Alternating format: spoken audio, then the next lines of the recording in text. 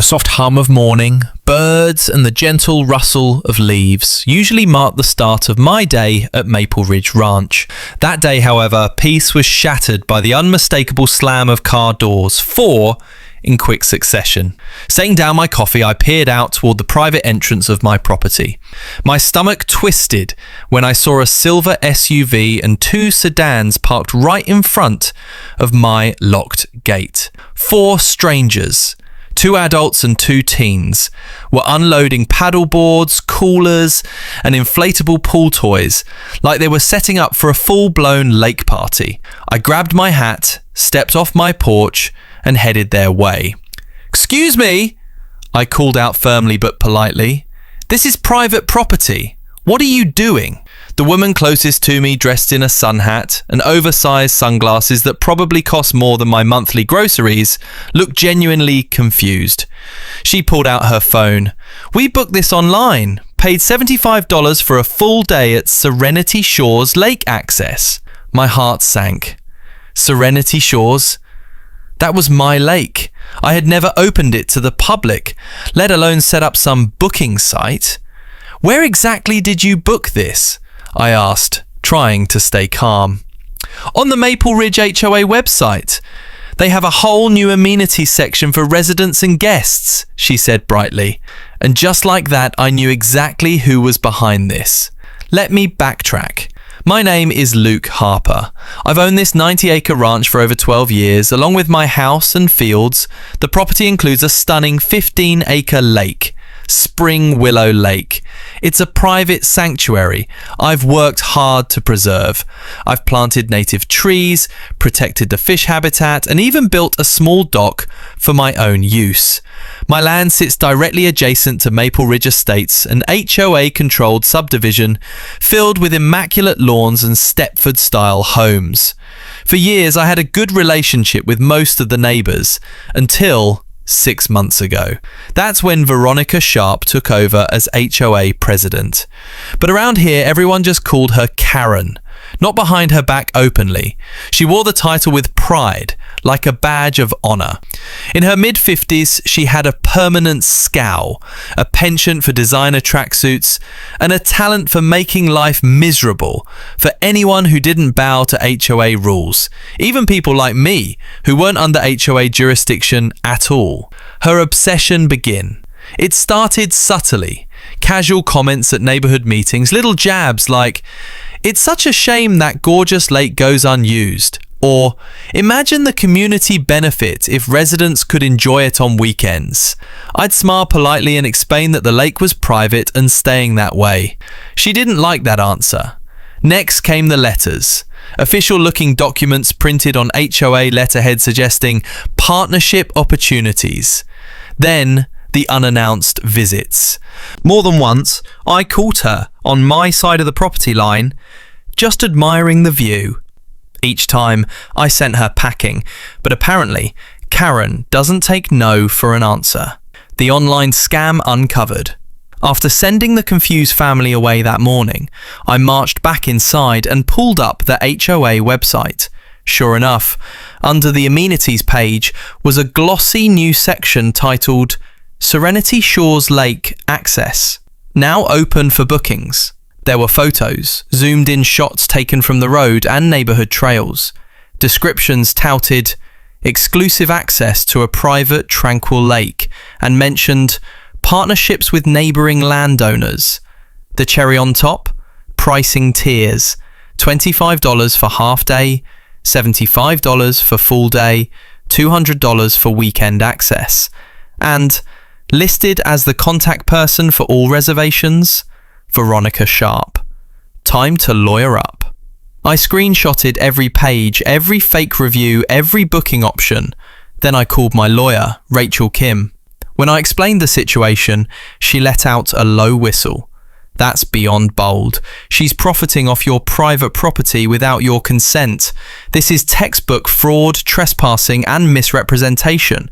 What should I do next? I asked. Start gathering evidence, she advised. Turn away any trespassers, but keep a record of every incident. I'll draft a cease and desist by tomorrow. The next 2 weeks were a circus. Over the next 14 days, no less than 23 groups showed up, all holding confirmation emails from the HOA site. I installed motion-triggered cameras along my gate and lake perimeter. I kept a detailed log, names, dates, times, conversations. Several people offered to give written statements when I explained the situation. Meanwhile, Karen sent me an email dripping with fake concern. "Luke, I'm disappointed that you're refusing to work with the HOA for the betterment of the community. Your selfishness is hurting property values. I strongly urge you to reconsider." Selfish? I'd been quietly minding my business for over a decade, but her email gave me more ammo for Rachel. Then came the perfect opportunity. Late one Friday, Rachel called me sounding downright giddy. "You're not going to believe this," she said. "The 5-acre lot between your east fence line and Karen's backyard just went on the market. The Donovans are relocating out of state and want a fast sale." My mind started spinning. That lot provided the only flat, easily accessible path from Maple Ridge Estate to my lake. Without that land, there was no way for neighbourhood foot traffic or Karen's paying customers to reach the shoreline. I didn't need Rachel to spell out the next move. "I want it," I said, immediately. Operation Block Access. Rachel helped me set up an LLC, Silverwood Holdings. Through that, we made an aggressive all-cash offer, $30,000 over asking. The Donovans accepted within 48 hours. 2 weeks later, I was the proud owner of the choke point between Karen's neighbourhood and my lake, and she had no idea. The morning after closing, I hired a local contractor. By 7 a.m, crews were installing an 8-foot privacy fence along the entire property line between the newly acquired lot and Karen's backyard. When the first post-hole diggers fired up, the neighbourhood grapevine lit up. Enter Hurricane Karen. By noon, a familiar silver SUV screeched to a stop by the construction site. Karen stormed over, wild-eyed and shouting, "What is this? You can't build here! This blocks the lake trail!" My foreman, a no-nonsense guy named Miguel, calmly pulled out the permits. "Sorry, ma'am, this is private property. Fully permitted." "I want to speak to the owner!" she shrieked. "You'll need to contact Silverwood Holdings," Miguel replied. I watched the whole scene unfold live on my security camera feed while sipping a fresh cup of coffee from my porch. The meltdown escalates. Over the next 24 hours, Karen went nuclear. She called the county zoning office, she called the sheriff's department, she emailed half the HOA board demanding action. She even tried flagging down the work crew with donuts, begging for info on the mysterious new property owner. By Monday, she'd figured out that Silverwood Holdings' registered agent was Rachel. That evening, Rachel forwarded me a voicemail Karen had left. It was 2 minutes and 37 seconds of pure, unfiltered rage. "I know this is Luke Harper's doing. He's harassing me and interfering with community lake access.